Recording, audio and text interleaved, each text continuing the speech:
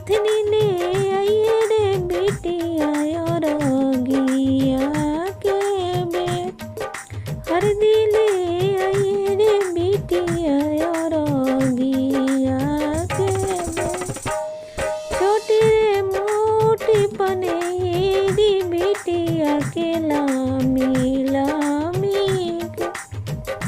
पनवा का सैली ले आइए रे बिटिया और गिया के।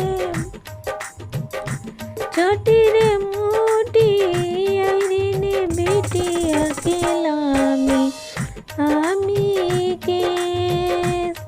दूध वाले आइए रे बिटिया और गिया के बे।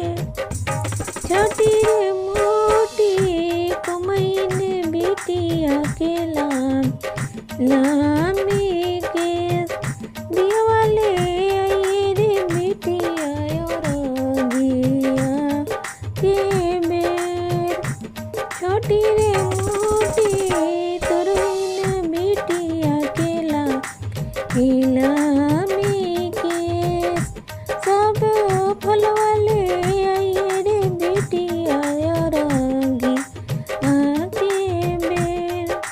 छोटी रे मोटी बाजवा बिटिया के लामी